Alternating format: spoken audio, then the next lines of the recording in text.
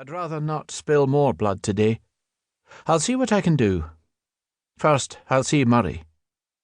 The young lord had been a pleasant companion, decent at dice and fair of voice. He'd taken both her feminine nature and her draconic one in stride after the first shock. Even if none of that had been true, he was a lord. Rank meant standing at each other's deathbed. He was likely the lone dying man out of the hundreds on the field, out of the thousands over the course of the whole bloody war, for whom Moira's presence would make any difference at all. 1. Scotland, 1328. Home.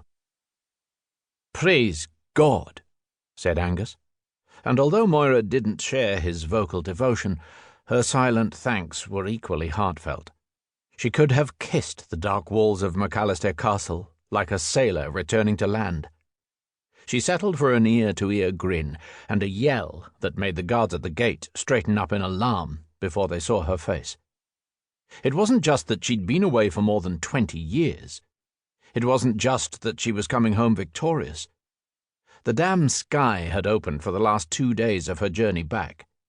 Her cloak had struggled valiantly before giving up, and now hung like a giant sponge across her shoulders and down her back. Her mail would need hours of polishing, and the damp leather beneath the chain had been chafing her for the last 10 miles. Her boots were squashy, and the fat, elderly plough horse she rode was up to her fat, elderly hocks in mud. Even if Moira wanted to abandon her men, she couldn't have flown in that weather. Between the gusts of wind and not being able to see more than a foot in front of her face, she'd probably have ended up in Rome. And while dragon blood meant that cold and wet wouldn't harm her like they would mortals, it didn't make them more pleasant. But up ahead were stone walls to keep out the rain, a roast turning on a roaring fire, and her room, full of clean, dry clothing, another fire, and, praise Christ and all the saints in heaven, a bed. She grinned at the bowing guards as she passed them, too slowly for her tastes, but the horse had served her well and she didn't want to strain it, waved to the servants in the great courtyard, and practically jumped out of the saddle with more spirit than she'd had since midway through Yorkshire. "Have her rubbed down well, and give her a hot mash," she told the stable boy, a lanky redhead who'd probably been toddling when she left. "We've been a long time travelling." "Aye, Lady Moira?" Clearly he'd picked up the name from the older grooms talking around him. Or he'd seen the soggy banner her men carried, and realised there was only one MacAlasdair woman likely to ride in at the head of a company. Moira laughed. "That's the one, lad," she said, and extracted a coin from her belt pouch. "Don't worry.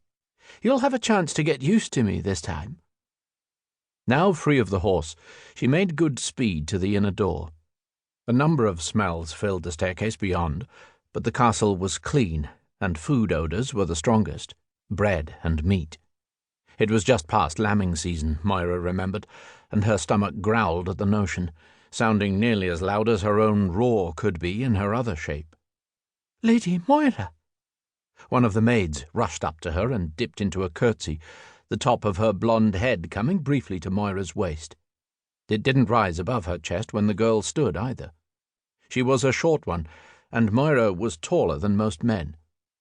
"Aye," she said, trying to remember how to talk to servants who weren't also fighting men. The maid was a few years older than the stable boy, Moira thought, but nonetheless young. Nobody she'd have known 10 years ago, and that visit had been a short one. "I'll want a fire in my room and a bath."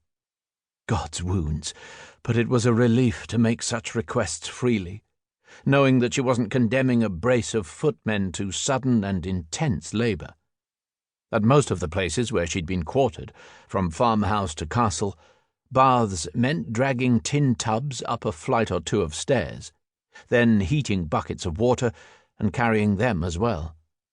For the MacAlasdairs, sorcery made those matters considerably easier. "Yes, my lady. Your father's given orders for both already." "Did he? Good man." Her scouts would have given Artair warning, even without